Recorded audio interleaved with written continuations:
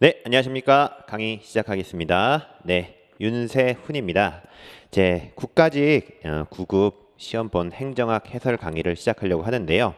간단하게 강의에 대한 총평을 간단하게 말씀드리겠습니다. 전체적으로 문제는요, 무난했습니다. 무난했고요.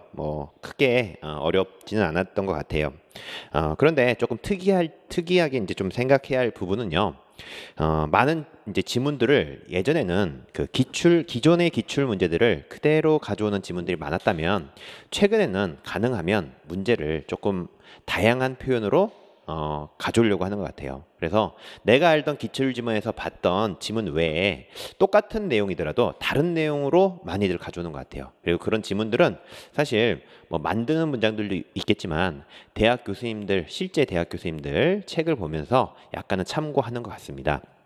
하지만 어느 정도 내용이 이해가 돼 있고 한다면 충분히 판단할 수 있게끔 나오기 때문에요. 크게 어려워하지는 않으셔도 될 것 같습니다. 자, 앞으로는요. 그 기출 문제에서 이제 좀 특이한 건 뭐라고요? 지문이 조금 기존 기출에서 변형이 되더라. 지문이 변형이 되더라. 이게 조금 특이한 지점인 것 같습니다. 그래서 조금 주의하실 건 뭐냐면 가능하면 많은 기출 지문을 비슷한 것끼리 모아서 상호 비교하는 연습이 좀 필요하지 않을까 이런 생각을 합니다. 그래서 꼭 대학 교수님 책에 나오니까 그걸 봐야 한다 그런 개념은 의미가 없을 것 같고요. 기출 지문들을 비슷한 애들을 모아서 상호 비교할 수 있는 이런 노력들이 좀 필요하지 않을까 생각합니다. 자, 그런 거 한번 첫 번째 한번 생각하시고요. 두 번째는 자 가능하면요.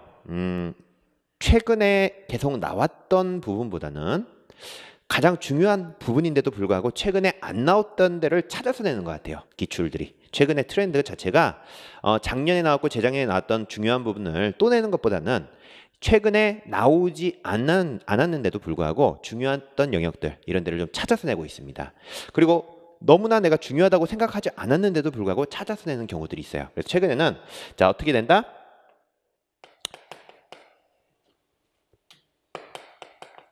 출제되지 않던 부분을 찾아서 내고 있다. 이건요.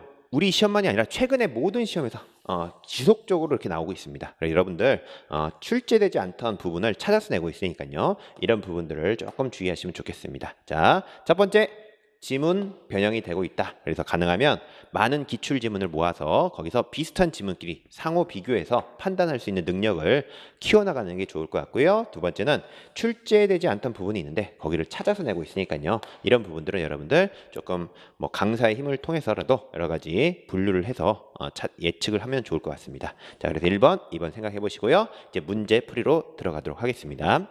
자, 1번에 상황 적응적 접근 방법을 묻고 있습니다. 상황 적응적 접근이다 하면 교재 자체에 이런 건 상황 적응적 접근이다 이렇게 나오진 않습니다. 그렇죠. 그러나 내용적으로 봤을 때는요 충분히 풀 수 있고요. 좀 상식적으로 접근하는 게 오히려 좋지 않을까 이런 생각을 합니다. 자, 상황 적응한다면 뭐예요? 환경이나 주어진 상황에 맞춰서 적응한다는 거죠. 그래서 1번과 같이 보시면요. 체제 이론의 거시적 관점에 따라 모든 상황에 유일 최선의 관리 방법을 모색한다. 이건 상황 적응하고 어울리지가 않죠. 그래서 실제 틀렸다. 그래서 문제 답을 구하는 데는 그렇게 어렵지 않은 내용이라고 생각합니다. 그래서 상황 적응이다. 이런 것 좀 생각하시면요. 뭐라고요? 환경이나 상황 변화에 맞춰서 적응해 나가는 거기 때문에 유일 최선이 아니라 상황에 맞게끔 변형해서 적응해 나가는 것이다. 이렇게 이해하시면 좋을 것 같습니다. 자, 2번 체제 이론에서와 같이 조직은 일정한 경계를 가지고 환경과 구분되는 하나의 체제의 하나로 보더라. 그래서 환경과의 관계를 얘기하는데요. 실제 체제 이론은요.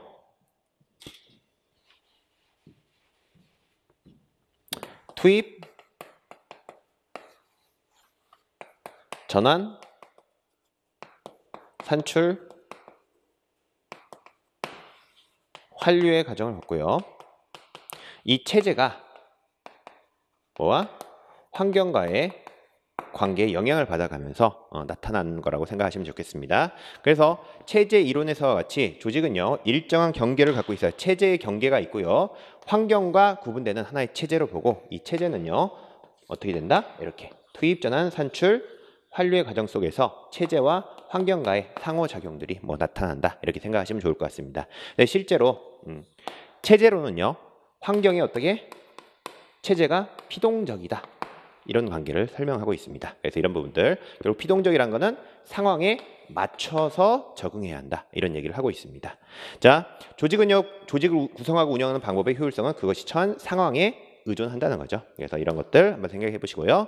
연구 대상이 될 변수를 한정하고 복잡한 상황적 조건들을 유형화함으로써요.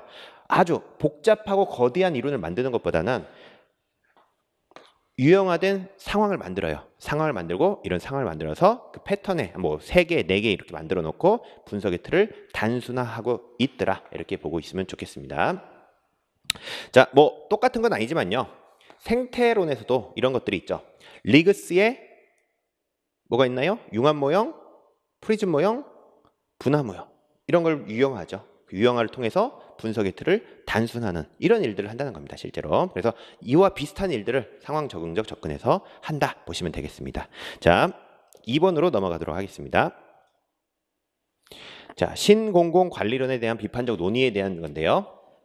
자, 신공공관리론은요. 자, 개념적으로 이해하시면 정부를 어떻게 운영하겠다? 기업처럼 운영하겠다는 거예요. 기업처럼. 정부를 뭐처럼? 기업처럼 운영하겠다. 자, 그러면요. 실제 굉장히 행정의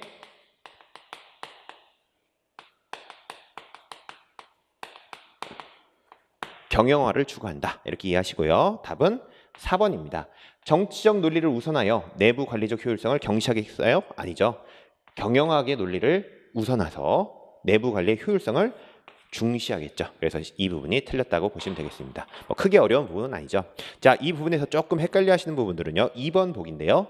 민주적 책임성과 기업가적 재량권 간의 갈등으로 인하여 정부 관료제의 효율성을 제고하기 어렵다 되는데요. 자, 일단 NPM은요.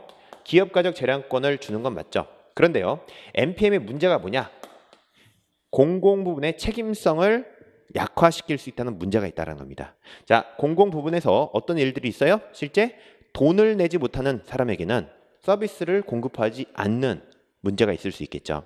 자, 공공관리론은요. 신공공관리론은 결국은 기업처럼 운영하기 때문에 사회적 약자에 대한 서비스 공급이 약화될 수가 있습니다. 그래서 민주적 책임성에 대한 비판을 받을 수 있어요. 그래서 민주적 책임성과 기업가적 재량권 간의 갈등으로 인하여 오히려 정부 관료제의 효율성을 제고하기 어려울 수 있다는 겁니다. 뭐예요?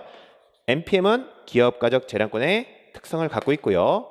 NPM에 대한 비판은 민주적 책임성입니다. 이 양자 간의 갈등 속에서 오히려 효율성을 제고하기 어려울 수도 있더라. 이렇게 표현하고 있는 겁니다. 자, 이렇게 해서 한번 보시고요. 자, 3번 보시면 고객 중심으로 보면 수동적 존재로 전락시킬 수 있다고 하는 겁니다. 여러분, 고객들은요. 내가 만들 수가 없어요. 제품을. 여러분들 자판기 같은 거 보시면요. 자판기에서는 내가 고객이죠. 찾아갔습니다. 음료수를 사 먹으러 갔습니다. 나는 코카콜라를 먹고 싶은데 뭐가 있어요? 펩시콜라가 있는 거예요. 펩시콜라. 그러니까 어떻게 돼요? 내가 고를 수가 없는 거지. 그래서 고객 중심의 논리로 운영을 하다 보면요. 내가 코카콜라를 먹고 싶은데도 불구하고 펩시콜라를 먹을 수밖에 없는 수동적 존재가 될 수밖에 없다. 이런 논의를 전개하고 있는 겁니다. 그래서 이런 문제가 있으니까 한번 보시고요. 3번으로 넘어가도록 하겠습니다.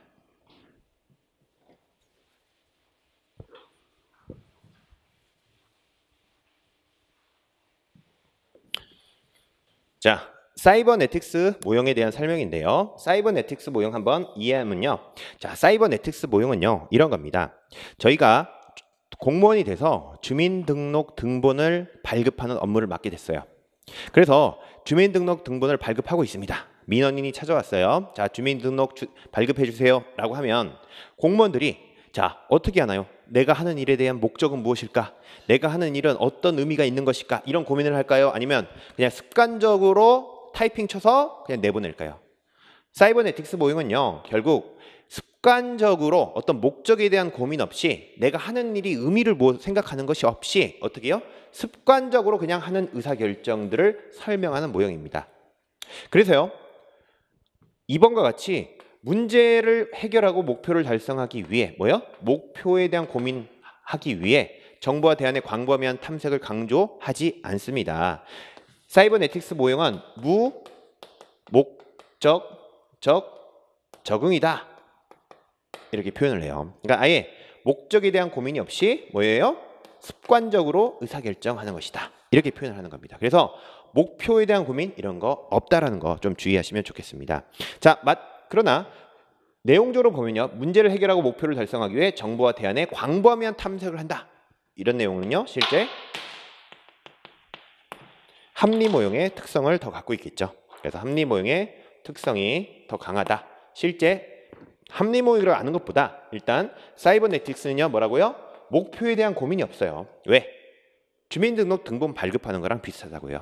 이제 그냥 내가 발급하고 내가 무슨 일 하는지에 대한 고민 없이 습관적으로 하는 의사결정. 이게 사이버네틱스입니다. 그래서 2번이 실제 틀렸다. 한번 보시면 좋겠고요. 자, 주요 변수가 시스템에 의하여 일정한 상태로 유지되는 적응적인 의사결정.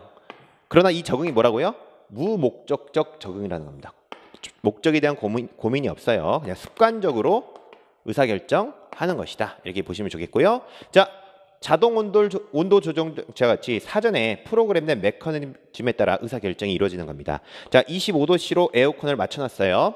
그러면 이 25도씨보다 높아지면 그냥 내리는 거고 낮아지면 높이는 거죠. 그래서 이 안에서는요. 그냥 사전에 프로그램된 계획 안에서 목적에 대한 고민 없이 주어진 그 틀 안에서 의사결정을 해나가는 거. 이게 사이버네틱스입니다. 그래서 시스템에 일정한 상태로 유지되는 거. 그게 뭐예요? 온도 조절이 되는 거죠. 자, 한정된 범위의 변수에만 관심을 갖게 되는 겁니다. 그래서 모든 걸 검토하지 않아요. 자, 한정된 범위의 변수, 주요 변수, 이런 변수들에만 초점을 두고요. 결국 온도를 그냥 25도씨라고 한정되게 결정해놓고 이 결정한 상태에서 이를 유지하려고 하는 거. 이게 뭐다? 사이버네틱스 모형이다. 그래서 이렇게 한번 보시면 좋겠습니다. 그러나 중요한 거는 2번에서 목표에 대한 고민이 없더라. 이거 한번. 그리고 사이버네틱스의 정확한 의미를 좀 이해하시는데 초점을 두셨으면 좋겠습니다. 자, 4번으로 넘어가도록 하겠습니다.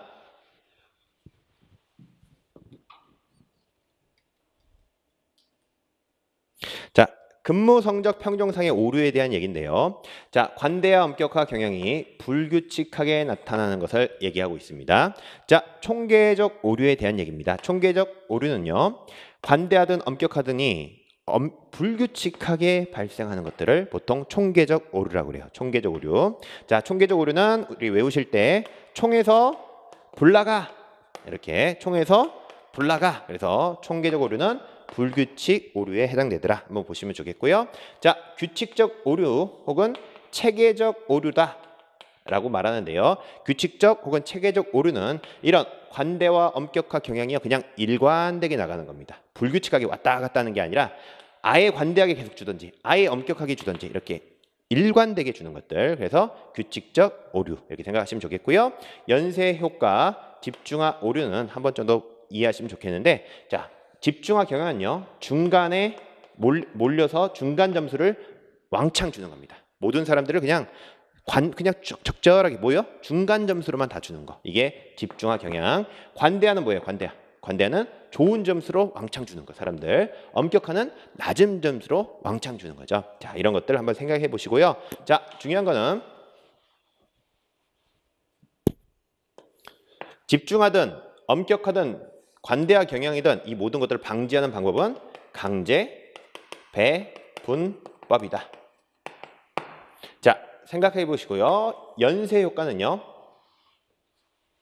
자신에게 가장 좋아하는 그 어떤 특성 때문에 다른 평가를 할 때도 자, 그 점수를 높게 주는 거. 자, 우리가요. 제가 예전에 그 대학교 다닐 때 제 친구가 그 럭비 선수였어요. 럭비 선수. 럭비 뭐 실제 체육 특기생으로 들어왔습니다.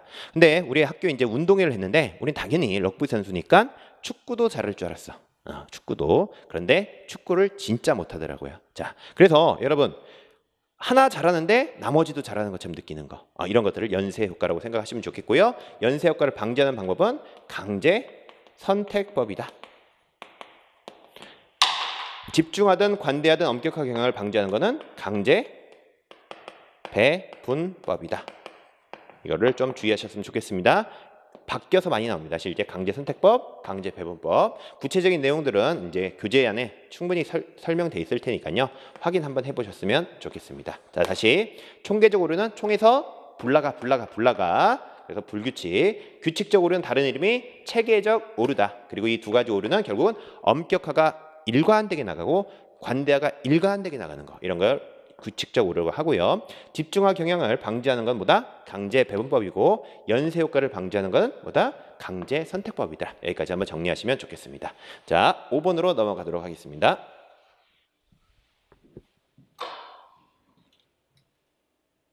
자, 롤스에 대한 정의론에 대한 얘기입니다. 자, 롤스는요. 자유와 평등의 조화를 추구하는 중도적 입장보다는 자유방임주의에 의한 전통적 자유 입장을 취하고 있다. 이렇게 되는데 이 부분이 틀렸습니다. 자, 실제 롤스는요. 정의의 제2일 원리로 기본적 자유의 평등을 주장했죠. 자, 제2 원리의 일 중에 하나를 첫 번째 원리로 기회 균등을 들었고요. 제2 원리의 두 번째로 차등 조정의 원리를 들었습니다. 자, 이 사람은요. 롤스는요. 기본적으로 자유를 처음으로 강조한 학자예요. 자유. 평등이 아니라 자유를 누구나 누려야 한다. 결국은 자유주의자입니다. 기본적으로 롤스는 누구다? 자유주의자다. 그런데요. 보통 자유주의자는 평등에 대한 고민을 잘 안 합니다. 그래서 실제 여기서 끝났어야 돼. 자유주의자면. 그런데요. 차등 조정의 원리를 통해서 결국 뭘 추구해요?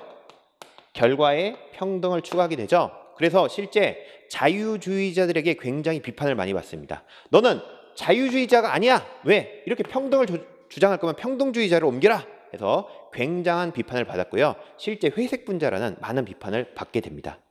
자, 그래서 보시면요.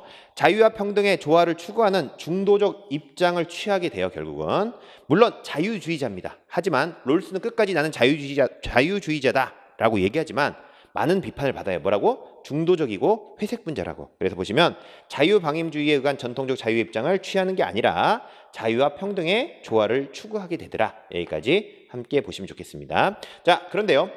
여기서 답을 만드는 방식 보시면 A보다 B 이런 거 있죠. 그래서 B보다 A로 바뀌면 오답이 되겠죠. 그래서 A보다 B 이런 표현에서 실제 바뀌어 있을 가능성이 있다는 것까지 한번 생각하시면 좋겠고요. 두 번째는요. 이 차등 조정의 원리를 우리는 뭐라고 하냐? 맥시 민의 원리다. 이렇게 표현합니다. 맥시 민의 원리다. 이걸 한국말로 하면 최소 극대화 원리다. 이렇게 표현합니다. 여러분 보시면요. 극대화하는 게 좋아요? 극소화하는 게 좋아요? 극대화하는 게 좋죠. 그러니까 이거 외울 게 아니라 최소화하는 거를 극대화라. 극대화. 극소화보다는 극대화를 좋아하겠죠. 그러니까 극대화가 있다. 이렇게 한번 생각하시고요. 두 번째. 근데 최근에 서울시 7급에서요. 뭐라고 나왔냐면 최소 극대화 원리를 최대 최소 원칙이다.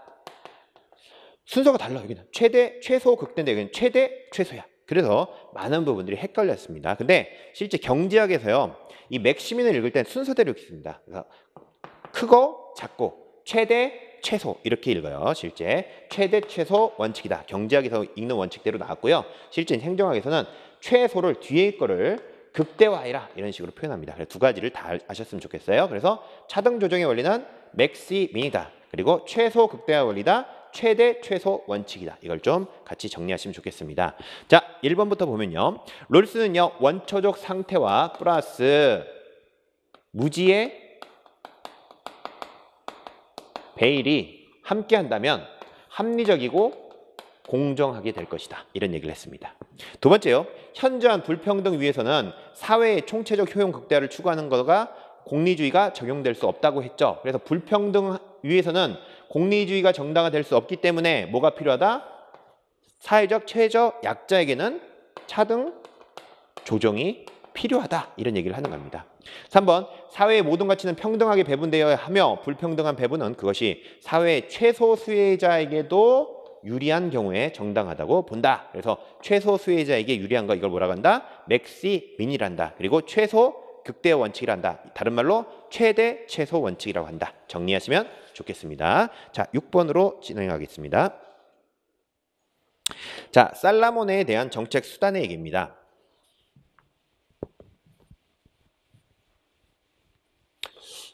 이 정책 수단은요, 나올 줄 알았죠. 그만큼 요즘에 최근에 정말 핫한 부분이에요. 이 정책 수단은요. 그리고 앞으로요, 올해 시험에서 꽤 많은 시험에서 정책 수단을 다루지 않을까 예측하고 있습니다. 그래서 일단 정책 수단의 직접적 수단을 물었습니다. 직접적 수단 할 때는요, 여러분 정부가 직접 하는 거예요. 정부가 직접. 그래서 경제적 규제에 해당됩니다. 경제적 규제는요, 공정거래위원회 같은 데서요, 이렇게 하는 겁니다. 누가 가격을 올렸어. 자, 그런데 치킨 값이 너무 많이 오른 거예요. 그래서 그 치킨, A 치킨을 찾아가서 자, 가격 내려. 가격 좀 내려. 이렇게 하는 것들을 경제적 규제라고 하는 거예요. 자, 그래서 경제적 규제는 직접 가서 너 불러서 이리 와봐. 이리 와봐. 그리고 가격 좀 내려. 직접 특정 기업을 대상으로 하게 됩니다. 그래서 어떻다? 직접적인 수단이다. 자, 두 번째요. 정부가 뭐 하는 거예요? 직접 사가는 거예요. 소비하는 겁니다. 정부도 뭐 컴퓨터도 사야 되고 정부도 책상도 사야 할 거 아닙니까? 정부가 직접 사가는 거. 정부 소비라고 합니다. 자, 그 다음에 공기업. 정부가 소유하고 정부가 직접 기업을 운영하는 거. 그래서 직접 수단에 해당되더라. 여기까지 같이 보시면 좋겠습니다. 그래서 경제적 규제, 정부 소비, 공기업 플러스 직접 대출 플러스 공공 정보 제공이 직접적인 수단이에요. 자, 그래서 다시 보시면요. 쉬워요. 경제적 규제에 정부가 직접 하는 거 이거 하나 외우시고요. 다 정부가 소비하는 정부 써 있죠. 정부가 하는 거니까 공기업. 자, 직접 대출한대요. 직접. 공공정보 공공공공. 그래서 공짜가 들어가거나 정부가 들어가면 직접이 들어가면 보통 직접 수단이더라. 여기까지 한번 정리하시면 좋겠습니다. 다만 주의하실 거는 사회적 규제는요. 똑같은 규제지만 직접적인 수단이 아니에요. 그래서 사회적 규제는 간접적인 수단인데요. 보통 사회적 규제는요. 정부가 직접 나서서 규제를 하는 게 아니라 어떤 기준을 마련합니다. 그래서 이 기준 아래서 자, 이산화탄소 5ppm 이하로만 오염물질을 배출하도록 허용해 주는 거예요. 그래서 이 기준을 지키라고 하는 거지 직접 특정 기업을 대상으로 나가서 규제하는 게 아닙니다. 그래서 사회적 규제는 간접적 규제다 생각하시고요. 기억, 미음, 조세 지출, 감면해 주는 거, 보조금 주는 거죠. 이런 것들은 간접적으로 실제 해놓은 거다 보시면 좋겠습니다. 자, 보시면요. 다시 경제적 규제에 정부가 직접 나서서 규제하고요. 정부 소비, 정부, 공기업, 공공공공. 자, 직접 대출, 공공정보의 공공공. 그래서 이렇게 5가지를 좀 외워놓으시면 좋겠습니다. 자, 그런데요. 주의하실 건 뭐냐면 자, 정책 수단에 직접성 있는 수단과 직접성이 높냐, 낮냐. 이걸 기준으로 효과성, 효율성, 형평성, 관리 가능성, 정치적 지지를 묻는 문제들이 있습니다. 그래서 이 문제가 앞으로는요. 올해 안에 한 번 정도 나오지 않을까 이렇게 얘기하고 있습니다.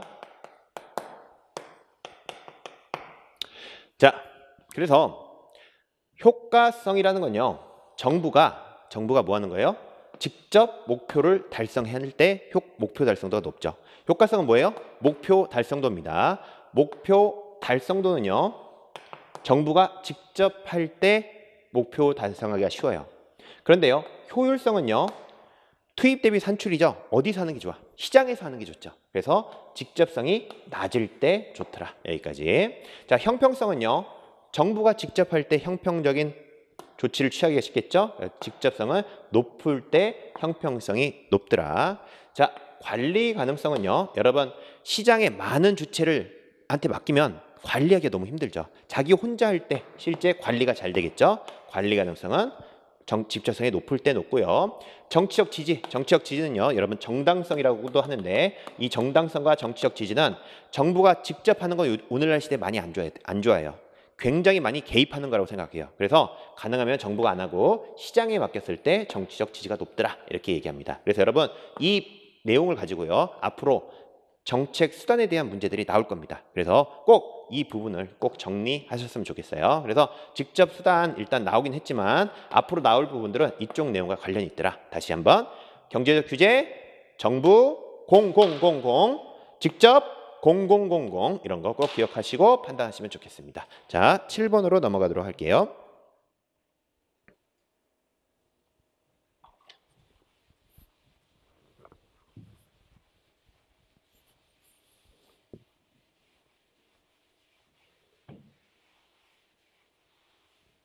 립스키가 주장하는 일선 관료제 이론입니다. 자, 립스키 일선 관료제는요. 일선 관료들이 있는 문제성 있는 상황에 대해서 얘기하고 있습니다. 자, 그래서 문제성 있는 상황은 첫 번째, 불충분한 자원, 권위에 대한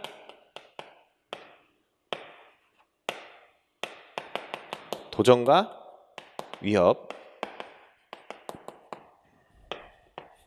모호하고 대립되는 기대, 혹은 문제 상황의 복잡성과 다양성이다. 이렇게 표현합니다. 자, 이 문제성 있는 상황은 뭐예요? 사람들도 부족해요. 일선 관료는. 돈도 부족해요. 그런데 권위에 대한 도전과 위협 뭐예요? 공무원 찾아와서 멱살 잡고 그래요. 세 번째, 모호하고 대립되는 기대, 복잡하고 다양성 있는 환경 뭐예요? 국민들이 원하는 게 너무나 다양해요. 이 모든 걸 다 충족하기 너무 힘들다라는 거야. 그래서 공무원들은, 일선 관료들은요, 이제 어떻게 해결한다? 일단 재량권을 갖고요. 이 재량권을 바탕으로 고객 선별과 단순화, 정형화를 시도합니다. 그래서 문제를 해결하겠다는 거야. 이제 모든 찾아오는 사람한테 친절하게 안 하겠다는 거예요. 딱 보면 내가 이 사람 대꾸해줄지 대응할 사람인지 다 판단해서요. 대응하기로 된 느끼는 사람들만 선별해서 단순하고 정형화를 통해서 나의 업무를 편안하게 진행하겠다는 거예요. 이게 일선 관료에 대한 얘기들입니다. 보시면요. 일선 관료는요. 고객에 대한 고정관념을 타파함으로써 복잡한 문제와 불확실한 상황에 대처한다? 아닙니다. 고정관념을 타파하는 게 아니라 고정관념을 갖고 고객을 뭐 하겠다는 거예요? 선별하겠다는 거죠. 왜? 저 사람은 딱 봐도 내가 대꾸할 가치가 없는 사람일 거야 라고 미리 고정관념 안에서 고객을 선별하겠다는 겁니다. 그래서 틀렸죠. 자, 주의할 건요. 이렇게 타파라는 단어는요. 실제 시험에 좀 많이 나온 단어예요. 그래서 한번 생각해 보시면요. 자, 오스트롬의 민주행정 패러다임이라는 게 있어요. 오스트롬의 민주행정 패러다임 공공선택론에서 그때 관할권의 중첩을 하나요? 관할권의 중첩을 타파하나요? 관할권의 중첩을 통해서 문제를 해결하죠. 자, 마찬가지입니다. 타파라는 단어로 고정관념을 타파한다? 아, 이런 것도 바뀌는 단어다. 행정학에는요. 답이 되는 단어들이 있습니다. 답이 되는 단어들이 있어요. 자, 분리와 통합 이런 단어들이 꽤 많이 바뀌어요. 직접, 간접 이런 단어, 수직, 수평, 타파 이런 단어들 잠깐 멈추십시오. 여기서 뭔가 틀렸을 수 있다는 거 한번 생각해 보시고요. 두 번째, 일선 관료가 업무를 수행하는 기관에 대한 고객들의 목표 기대는 서로 일치하고 명확하다? 아니죠. 모호하고 다양하다고 했죠. 자, 세 번째, 일선 관료는요. 집행에 필요한 자원이 부족할 경우 자, 대체로 부분적이고 간헐적으로 정책을 집행하는 겁니다. 그래서 뭐 하는 거예요? 단순화, 정형화 한다는 거죠. 자, 그래서 답은 3번에 해당되겠습니다. 자, 일선 관료는요. 계층제 하위에 위치하기 때문에 직무의 자율성이 없고 재량이 없다? 아닙니다. 재량권을 부여해서 고객을 선별하고 단순화, 정형화를 시도한다 까지 보시면 되겠습니다. 자, 8번 진행할게요. 자, 행정기관에 대해서 관계법령에 규정된 내용입니다. 여러분, 이 보기는요, 실제 여러분들이 예측하고 들어가기는 좀 어렵지 않았나 생각을 듭니다. 근데 답은 구하기가 쉬워. 그러니까 여러분들 이렇게 만일에 제도적인 문제가 법령적인 문제가 나오면요, 굉장히 상식적인 접근을 해야 돼요. 상식적인 접근. 그래서 보시면요, 부속기관이란 행정권의 직접적인 행사를 임무로 하는 기관에 뭐요? 부속하여 그 기관을 지원하는 행정기관을 말하는 겁니다. 그러니까 부속해서 어떤 기관을 지원하는 기관, 당연히 말 되겠지. 보조기관이란 행정기관이 그 기능을 원활하게 수행할 수 있도록 그 기관을 뭐예요? 보좌한대요. 그럼 보조기관이 있어요? 보좌기관이 있어? 보좌기관이죠. 그래서 이 부분은 보좌기관이다. 그러니까 여러분, 이런 것들은요, 법령 문제가 아니라 상식적인 접근이 필요한 거예요. 자, 하부기관이란 중앙행정기관에 뭐요? 소속된 기관으로서 특별지방행정기관과 부속기관을 말한다. 그런데 일단 하부기관이 아니라 뭐예요? 소속기관에 대한 얘기입니다.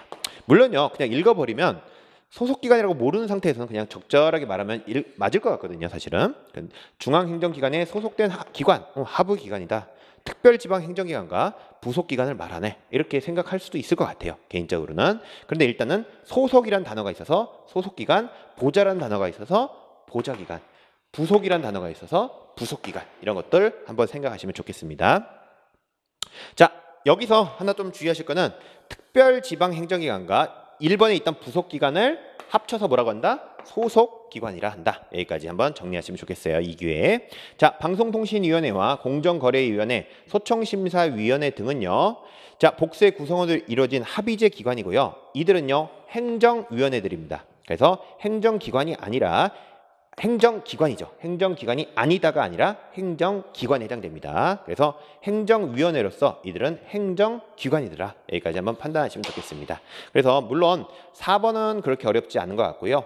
2번도 그렇게 어렵지 않은 것 같고, 결국 1번하고 3번 중에서 내가 판단을 해야 하는 문제 같은데, 제가 봤을 때는 1번은 여기 부속이라는 단어가 있는데 부속이 있어요. 그러니까 이런 것들은 틀리다고 좀 보기가 힘들어. 근데 여기는 하부, 소속, 뒤에 특별지방, 부속, 이런 것들을 보면서 어딘가 틀릴 가능성이 좀 있다, 이 정도 판단하시는 게 좋을 것 같습니다. 그래서 하부기관인데 특별지방행정기관과 부속기관을 다 들어갈까? 맞는 말이지만 일단 의무는 들어야 돼, 이 부분에서. 그리고 소속이라는 단어가 있다는 것까지 한번 보시면 좋겠습니다. 그래서 상대적으로 봤을 때 1번 보기가 굉장히 틀린 게가 없을 가능성이 크고 부속이라는 단어까지 있더라. 이 생각을 좀 하시면서 판단을 1번 쪽으로 선택하시면 좋겠어요. 자, 9번으로 넘어가도록 하겠습니다.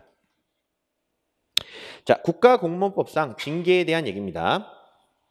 많이들 공부하시고요. 많이들 예측하고요.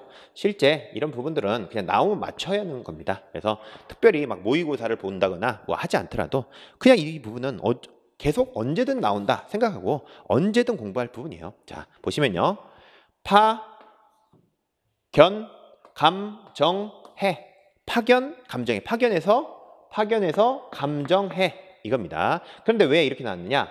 뭐가 더 있어요? 강등이 더 있죠. 그래서 실제 틀렸는데요. 자, 예전에 강등이 없었습니다. 그래서 파견, 감정해 이렇게 5가지가 있었는데 강등이 들어왔죠. 그래서 실제 틀렸습니다. 다시 파견, 감정, 강해 이렇게 좀 기억하시면 좋겠고요. 정직은요 1개월, 3개월 이하의 기간으로 하고요. 정직 처분을 받은 자는 그 기간 중 신분은 보유하는데 직무에 종사하지 못하며, 자, 보수의 3분의 1을 감하는 게 아니라 전액을 삭감하죠. 감복은요 1개월 이상 3개월 이하의 기간 동안 보수의 3분의 1을 감하도록 되어 있습니다. 그래서 3번 맞고요. 4번 감사원에서 조사 중인 사건에 대하여는 조사 개시 통보를 받은 후부터 징계 의결의 요구나 그 밖의 징계 절차를 진행할 수가 없습니다. 여러분, 감사원에 왜 조사하는 거예요? 이 사람이 진짜 잘못을 했는지 아니면 어떤 잘못이 진짜 있었는지를 판가름하기 위해서 지금 조사하고 있는 겁니다. 근데 그거를 결정도 내리지 않고 곧바로 징계로 들어가면 될까요? 안 되죠. 그래서 조사 개시 통보를 받으면요, 이 사람의 결과를, 진짜 감사원의 결과를 보고 징계를 내려야 합니다. 그래서 진행할 수 없다. 여기까지 보시면 되겠습니다. 10번으로 진행할게요. 자, 정부 회계 기장 방식에 대한 설명입니다.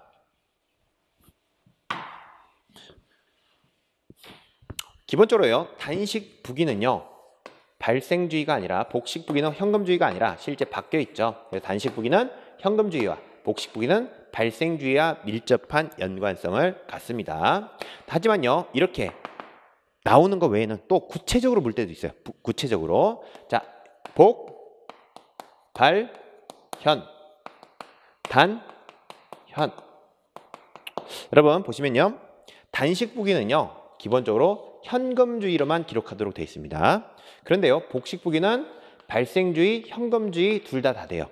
기본적으로는 둘 다 됐다. 복, 발현, 단, 현 이렇게 기억하시고, 다만 실제 이제 시험에 나올 때는요 보통 이렇게 많이 나오죠. 그래서 복식부기는 발생주의와 단식부기는 현금주의와 서로 밀접한 연계성을 지니지만요, 가끔씩은 구체적으로 물어서 복식부기가 현금주의와 되냐 안 되냐 이런 것도 묻습니다. 그래서 복, 발현 둘 다 되고 단현 이렇게 된다까지 한번 판단하시면 좋겠습니다. 일단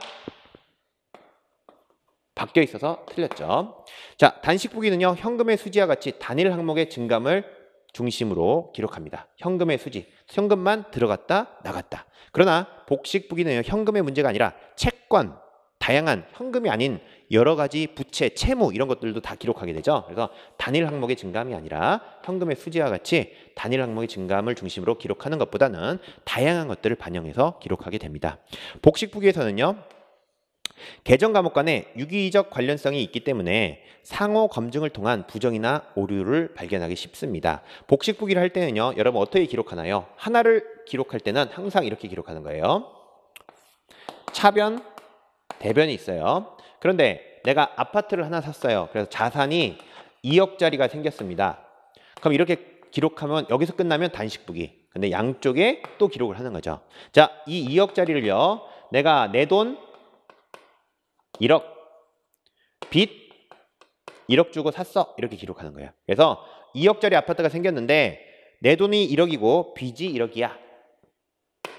채무가 1억이야. 내 자본 혹은 순자산이 1억이야. 이렇게 기록하는 것을 기본적으로 복식부기라고 합니다. 복식부기는요, 계정 과목 간의 유기적 관련성이 있죠. 이 자산은 내 돈, 빚과 서로 연관이 돼 있죠. 그래서 유기적 연관성이 있고요. 상호 검증을 통한 부정이나 오류의 발견이 쉽습니다. 여기가 2억이에요. 이쪽이, 자산 쪽이. 근데 여기가 1억 9천이 나왔어요. 그럼 뭔가 하나 빠졌다는 거지. 뭔가 누락됐다는 거죠. 그래서 검증을 통한 부정이나 오류 발견을 하는데 도움이 되는 거예요. 양쪽을 똑같게 만들어줘야 하기 때문에 이런 거 한번 생각해 보시면 좋겠고요. 자, 4번 복식부기는 하나의 거리를 대차평균의 원리에 따라 차변과 대변에 기록한다. 이제까지 설명한 내용으로 충분히 이해되실 것 같습니다. 자, 그래서 답은 1번입니다. 11번 보도록 할게요.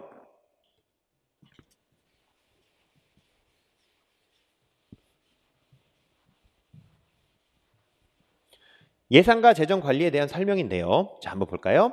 우리나라의 예산은요, 행정부가 제출하고 국회가 심의 확정하지만 미국과 같은 세출 예산 법률의 형식은 아니죠. 우리나라는 예산주의를 택하고요. 미국은 법률주의를 택하죠.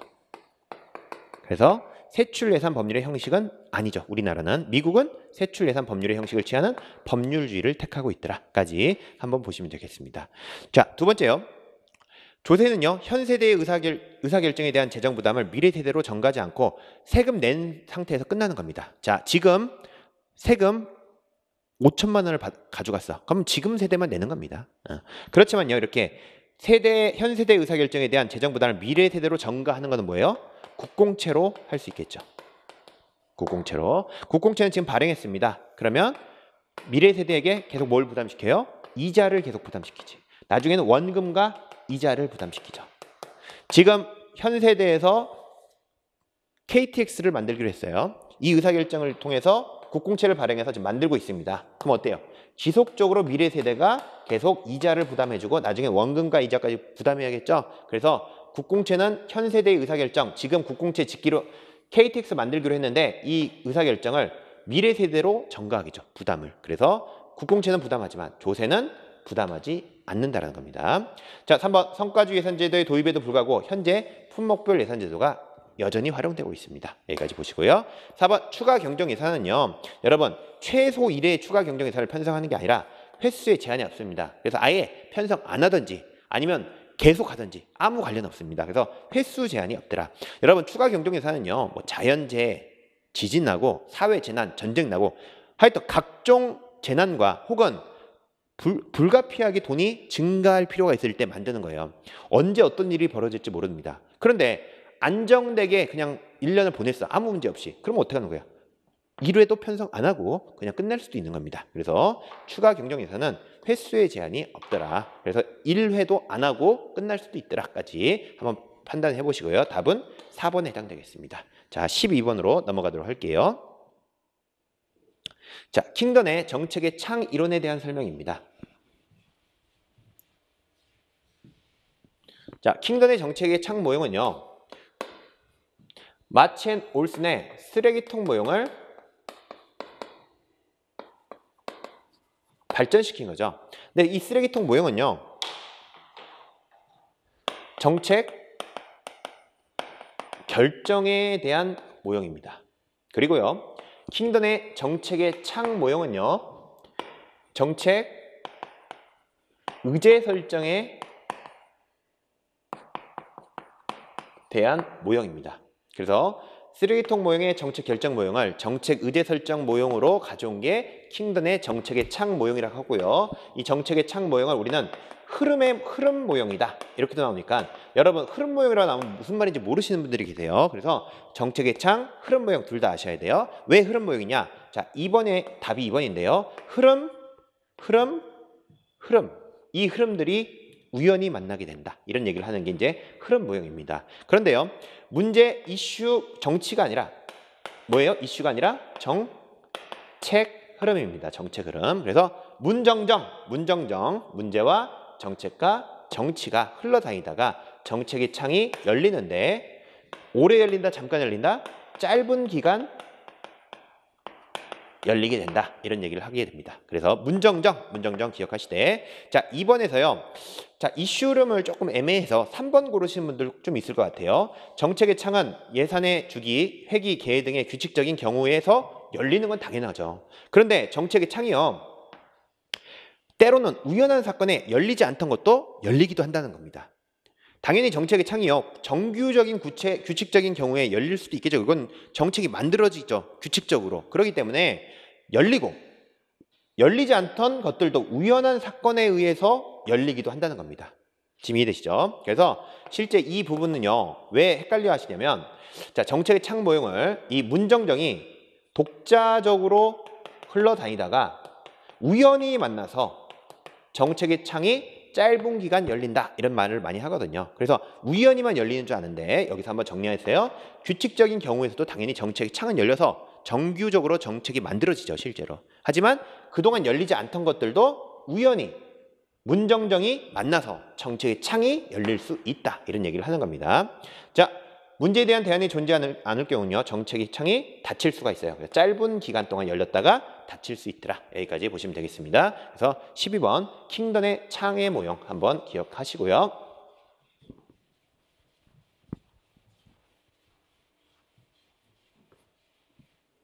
13번 넘어가도록 하겠습니다. 자, 13번 모형은요. 조직구조의 설계에 있어서 조정의 원리에 대한 얘기입니다. 조정의 원리. 자, 조직구조 설계는요. 분화의 원리가 있고요. 쪼개는 거죠. 분업을 한다는 거죠. 근데 너무 쪼개지니까 뭐예요? 위에서 조정을 할 필요가 있겠죠. 이 조정의 방법들은요. 수직과 수평적 방법이 있습니다. 그런데요.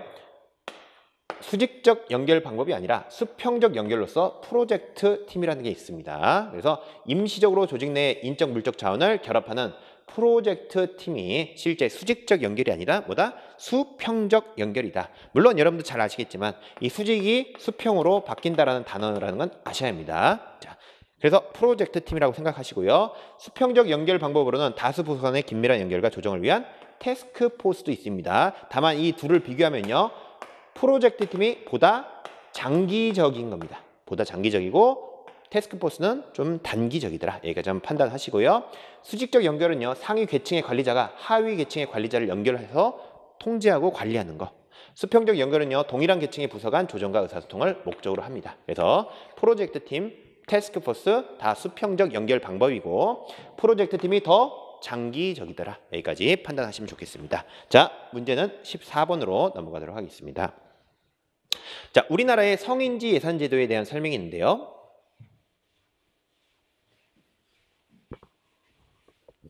답은 2번입니다. 그런데요. 자, 성인지 예산 제도에 대해서요. 2번 보기를 아마 많이 준비하신 분들이 많지 않을까 이런 생각을 하고 있습니다. 그래서 물론 이거 알고 계시면 좋죠. 알고 계시면 좋은데 이걸 만일에 몰랐다. 제도의 문제, 법의 문제는 가능하면 상식적으로 접근하고 두 번째 가능하면 법의 문제 중에서 부처, 소속, 짱 이런 보기에 좀 주의해라. 이런 것들 좀 생각하시면 좋겠습니다. 정말 모르겠어요. 1번, 2번, 3번, 4번을 읽었는데 정말 모르겠다. 그러면 이렇게 짱이 나왔을 때 짱들이 바뀔 수 있더라. 이런 거 한번 생각하시면 좋겠습니다. 그래서요. 실제 대통령은요. 국무총리와 많이 바뀝니다. 기재부 장관은요. 행안부와 많이 바뀝니다. 뭐 이런 식으로 실제 내용들이 많이 바뀌고 있거든요. 그러니까 여러분들 여기서 1, 2, 3, 4를 봤을 때 내가 정 모르겠다. 그러면 장관이 바뀌어 있지 않을까 이런 생각을 좀 하셔야 합니다. 성인지 예산서는요. 기획재정부 장관이 누구와? 여성가족부 장관과 협의를 해서 제시한 작성 기준에 따라서 각 중앙 관서인 장관들이 작성하도록 하는 겁니다. 그래서 성인지 예산은 기재부 장관이 여성가족부 장관과 협의를 통해서 만든 작성 기준에 따라서 각 중앙관서의 장이 작성하도록 돼 있더라. 이 부분을 한번 주의하시면 좋겠는데요. 여러분들 이런 문제를 볼 때요. 얼마든지 바뀔 영역이 많고요. 이런 보기는 진짜 많았어요. 여러분. 그래서 장관이 나오면 이 순서들이 바뀌어가지고 여러 개로 문제를 만들고 있습니다. 꼭 이런 부분들 한번 기억하시면 좋겠어요. 성인지 예산서 이런 거 한번 생각하시고요. 다시 한번 잘 모르겠으면 장관이 있는 부분들을 좀 주의해라. 그래서 2번이 어디 장관이든 바뀌어 있겠지 이런 생각 좀 하셨으면 좋겠어요. 자, 1번 보시면요. 정부는 예산이 여성과 남성에게 미친 효과를 평가하고 예산에 반영하도록 노력하도록 되어 있습니다. 성인지 예산서는요. 자, 결산서 다 작성합니다. 성인지 예산서, 예산을 짰으면 결산서도 하겠죠. 성인지 기금 보고서도 있습니다. 기금, 예산, 결산 이런 거 다 작성하더라. 이런 내용들은 한 번 정도 판단하시면 좋겠어요. 한번 읽어보시면요. 적절하게 그냥 말이 돼요. 말이 되고 2번에서 장관이 나오는데 어떤 장관이 바뀌어 있지 않을까 이 정도 생각하시면서 지금 문제는 나왔으니까 이제 암기하시면 되겠죠. 그래서 이런 부분들 한번 판단하시면 좋겠어요. 꼭 이런 제도의 문제는요. 여러분 내용을 알아서 푸는 게 아니야. 처음 본 보기들은요. 특정 포인트가 있고요. 상식이 있습니다. 꼭 그거를 주의하시면서 문제를 한번 접근하시면 좋겠습니다. 15번으로 갈게요.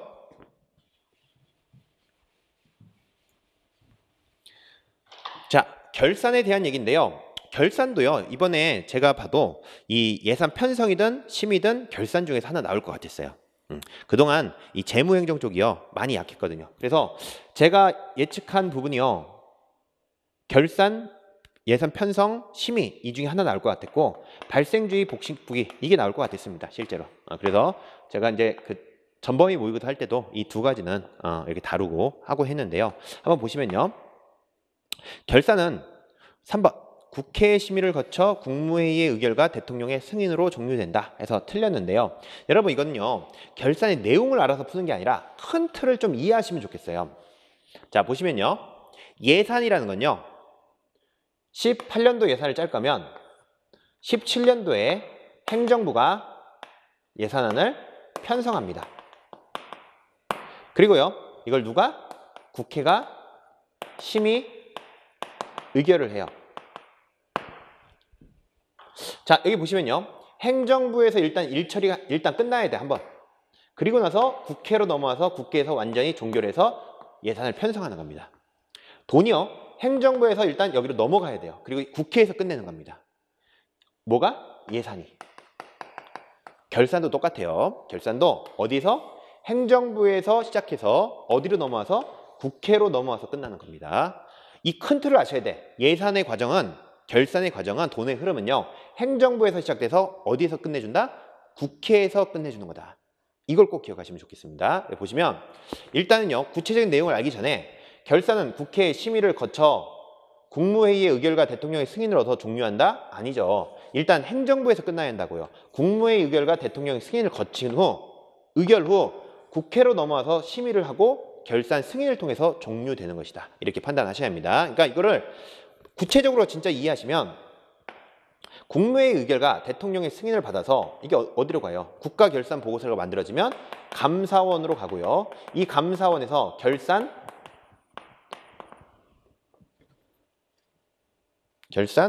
뭘 해요?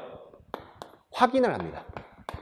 승인이 아니에요. 감사원은 결산 확인을 해요. 확인을. 이걸 좀 주의하셔야 돼요. 시험에 가끔씩 감사원이 결산 승인을 한다는데 결산 승인은 국회가 하는 겁니다. 그래서 감사원에서 결산 확인을 해요. 어디서? 국무회의 의결을 통해 대통령 승인을 거친 국가결산보고서가 감사원에 제출되면 감사원이 결산 확인을 하고요.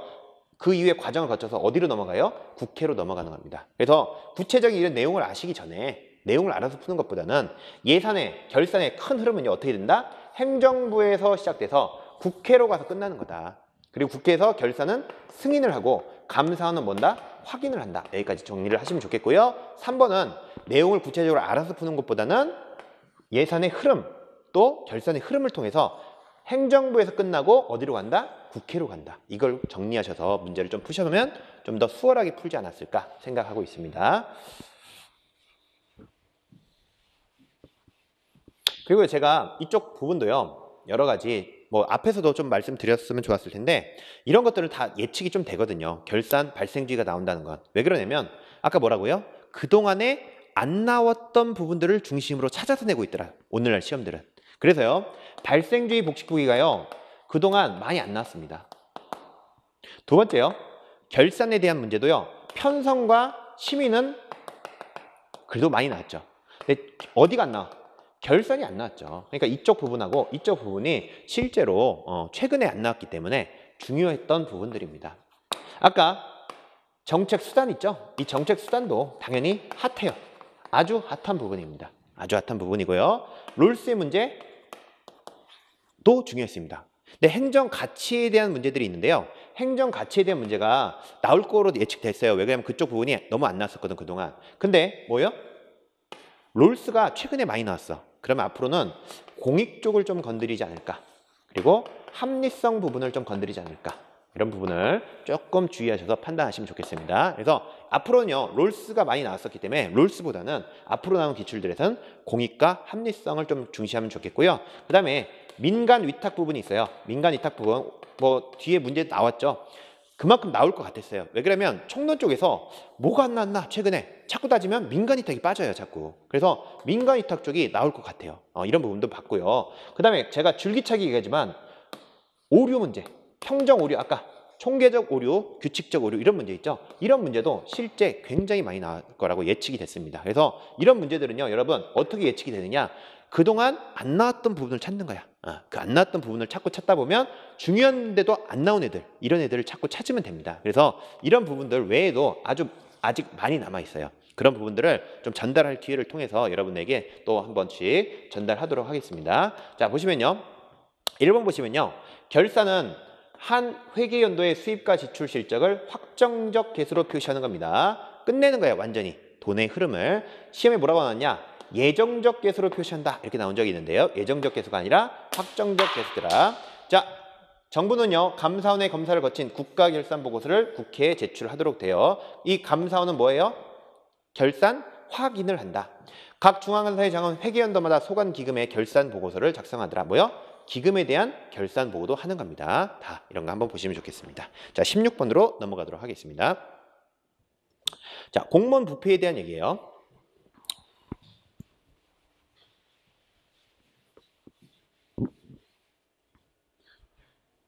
공무원 부패가 나오는데요. 앞으로 공직자윤리법 쪽이 조금 강조되고요. 물론 김영란법도 나오곤 하죠. 근데 김영란법이 너무 예측이 되니까 좀 빠지지 않을까. 그래서 공직자윤리법 쪽이 좀 강조되고 있습니다. 그래서 이 부패 쪽도 뭐 공직자윤리법은 아니지만 이쪽 관련하는 문제들이 앞으로 좀 나올 가능성이 더 많다라고 좀 생각하시면 좋겠습니다. 자, 거기에 공무원, 연금, 공무원, 단체 이쪽 문제도 조금 관심을 더 기울였으면 좋겠습니다. 한번 보시면요. 무허가업소를 단속하던 공무원이 정상적인 단속 행동을 하다가 금품을 갑자기 받았습니다. 이런 걸 일탈형 부패라고 하죠. 금융위기가 심각함에도 불구하고 국민들의 동요나 없이 백색 부패. 뭐예요? 선의의 거짓말을 하는 거죠. 이런 것들 백색 부패다. 하지만 중요한 건 뭐냐? 백색 부패도 부패다 아니다? 백색 부패도 부패 유형이다. 이거 꼭 기억하시고요. 디귿. 인허가 관련된 업무를 담당하는 공무원의 대부분은요. 민간인으로부터 의례적으로 급행료를 받습니다. 이걸 제도화된 부패다 라고요. 거래 당사자 없이 혼자 공금 횡령, 개인적 이익 편취, 회계 부정하는 것들은 비거래형 부패라고 하고 이걸 다른 말로 사기형 부패다 이렇게 말합니다. 여기까지 한번 정리하시면 좋겠습니다. 자,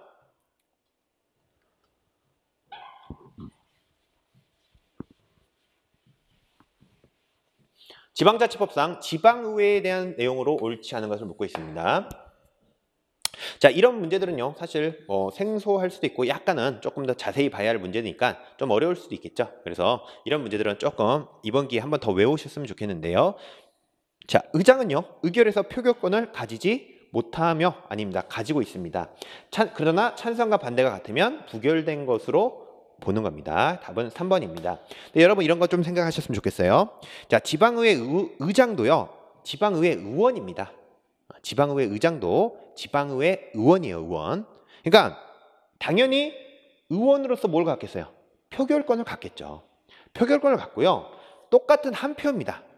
의장의 표도 한 표고 기초 의원들의 표도 한 표예요. 그렇기 때문에 찬성과 반대가 같으면 뭐 의장의 권한에 의해서 어떤 결정을 내리는 게 아니라 동등한 한 표를 뿌린 거기 때문에 부결된 것으로 본다. 이렇게 보시면 되겠습니다. 그래서 의장은 어차피 의회 의원이기 때문에 당연히 표결권을 갖더라. 이렇게 한번 보시면 좋겠고요.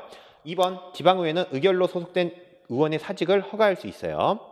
그래서 다만 폐회 중에는 의장이 허가할 수 있습니다. 의장이요. 이렇게 한번 누가요? 의장이 지방의회 의장이 지방자치단체장이 허가할 수 있다. 이렇게 나올 수 있는데 국회 지방의회 의장이 하도록 돼 있더라. 한번 보시고요.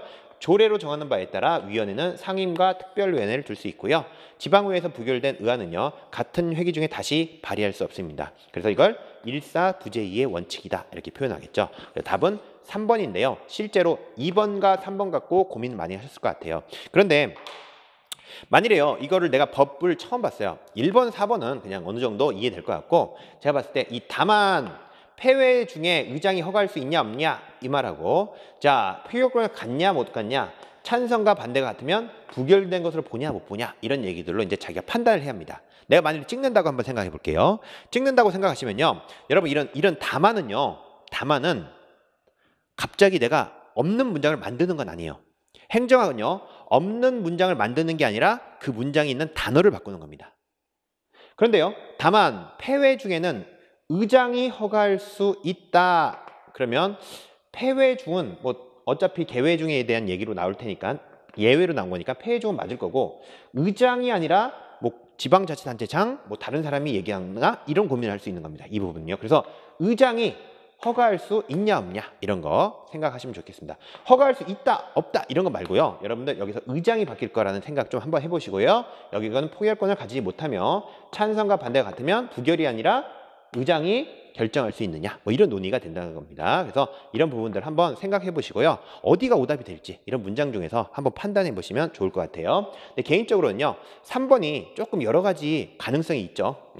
가지지 못한지 부결된 것으로 볼지 말지 여러 가지 논의가 있기 때문에 이쪽이 좀 확률이 더 높죠. 그래서 이런 것들도 한번 생각하시면 좋겠습니다. 자, 18번 보도록 할게요.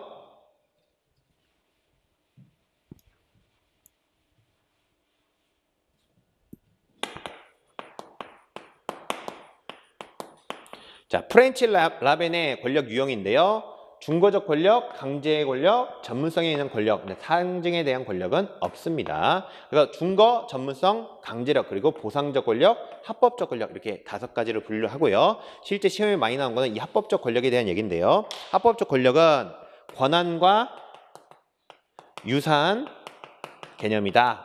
이게 꽤 많이 나옵니다.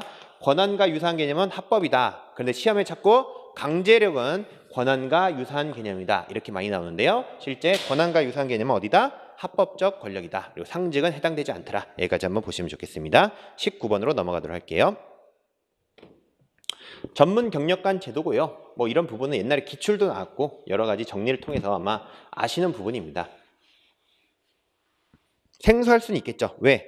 중심을 두고 공부하지 않을 테니까 보통은요. 그렇지만 기출에 많이 나왔던 거고 한번 정확하게 나왔고요. 그 내용을 많이들 교재에서 다 다루고 있기 때문에 뭐 문제를 맞춰야 할 부분인 것 같아요. 이거는 내가 내용을 몰랐다 이건 아닌 것 같고요. 실제 맞춰야 하는 부분인 것 같습니다. 자, 그러면 전문 경력관은요, 2번 일반직 공무원과 마찬가지로 계급 구분과 직군 직렬의 분류를 적용하는 게 아니라 일반직 공무원이에요. 그러나 구분을 하지 않습니다. 그래서 자, 뭐라고요? 소속 장관은 해당 기관의 일반직 공무원의 직위 중에서 지정하는 겁니다. 그래서 일반직 공무원의 특성을 갖고 있지만 계급 구분이나 직군 직렬의 분류를 하지 않습니다. 이게 전문직 경력관이에요. 전문 경력관은 이런 거 꼭 기억하셨으면 좋겠고요. 이런 내용들은요, 실제 옛날에 기출이 나왔을 때 충분히 다들 정리하고요. 바라보는 지문들입니다. 그래서 한 번 정도 기억하셨으면 좋겠고요.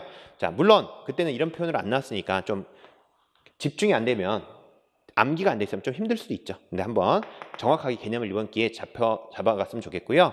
자, 소속 장관은 해당 기관의 일반직 공무원의 직위 중에서 첫 번째, 순환보직이 곤란하거나 장기 재직이 필요해서 한 자리에 그대로 오랫동안 경력 있는 사람, 전문성 있는 사람을 임용하고 싶다, 놔두고 싶다 하면 전문 경력관으로 지정합니다. 이때 누구와? 인사혁신처장과 협의해서 하도록 되어 있습니다.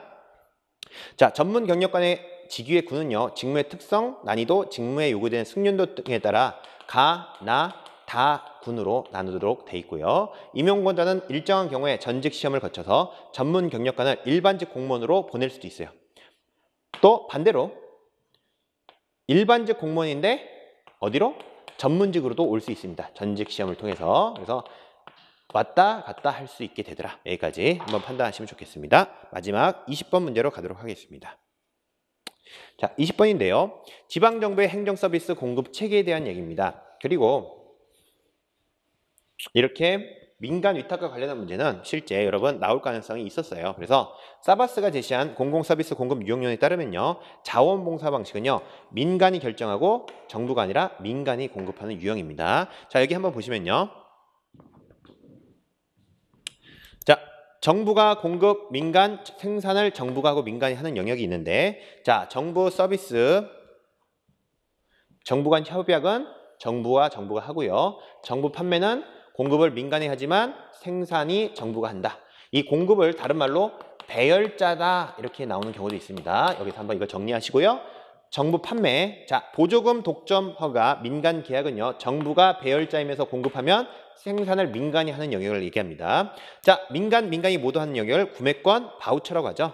바우처, 자조활동, 그리고 자원봉사가 있습니다. 그러나 최근에 한번 기출에 이 구매권이요, 이쪽 영역으로 한번 나온 적이 있어요. 구매권, 바우처가 정부가 공급하면서 생산을 민간이 하는 영역으로 구매권이 나온 적이 있는데요. 일단 외우실 때 이쪽으로 외우시는 게 맞습니다. 그래서 구매권은 민간과 민간이다 외우실 때 한 번 기출이 나온 적이 있더라. 그래서 꽤 많이 그 오답 시비가 많았거든요. 근데 안 받아져서 일단은 구매권이 여기 나온 적도 있다는 기억하시지만 일단 원칙은 구매권은 민간과 민간이다. 하지만 자원봉사는 원칙적으로 민간과 민간의 영역입니다. 그래서 여기까지 한번 정리를 하시면요. 자, 4번에 뭐라고요? 민간이 결정하고 민간이 공급하는 뭐라고요? 자원봉사다. 여기까지 한번 정리하시면 좋겠습니다.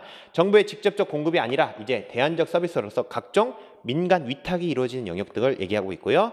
과잉 생산과 독점 등이 이야기한 공공부문은 뭐예요? 정부가 하면 다 독점되고 너무나 과다 생산된다는 겁니다. 이 비효율의 해결책으로 계약이나 다양한 민간 위탁 방식이 사용되고 있다는 얘기고요.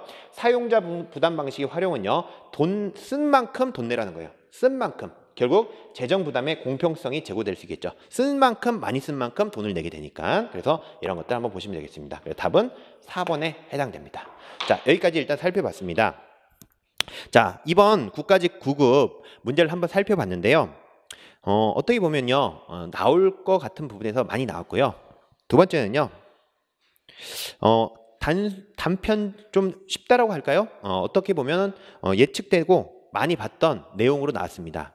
그런데 난이도가 좀 높았다라고 느끼신 분들은요, 기출 지문이 그대로 나오지가 않았어. 그러니까 지문들이 좀 변형이 돼가지고요. 생소한 느낌으로 나왔습니다. 그래서 그냥 기출문제의 지문을 그대로 암기하셨던 분들은요. 이 내용이 어떤 내용인지가 매칭이 안 되는 경우가 있을 것 같아요. 여러분 꼭 첫 번째는요. 이제 근데 그렇다고 해서 모든 책을 다 볼 수 없으니까요. 기출문제집으로 돌리시되 기출문제에 나오는 각종 비슷한 지문들을요. 상호 비교할 수 있는 연습이 필요해요. 그래야지 다른 지문으로 나왔을 때도 적응력이 높아져서 응용력이 높아져서 판단을 하게 되는 겁니다. 두 번째요. 출제가요. 작년에 나오고 재작년에 나오던 그런 많이 나오던 부분에서 나오는 게 아니라 나왔지만 중요하지만 최근에 나오지 않는 부분을 찾아서 내고 있다는 거. 이 두 가지를 꼭 기억하셔서요. 정리하시는데 여러분 도움 되셨으면 좋겠습니다. 앞으로도요. 여러분들 지방직도 있고요. 계속 시험이 있죠. 시험을 통해서 여러분들 또 열심히 또 준비하셔가지고요. 꼭 합격의 길로 가셨으면 하는 바람입니다. 여러분 화이팅 하시고요. 또 다음 기회에 또 해설 강의가 있고요. 다른 강의가 있다면 여러분들도 찾아뵙도록 하겠습니다. 여러분 오늘도 수고 많으셨고요. 또 다음에 뵙겠습니다. 네, 감사합니다.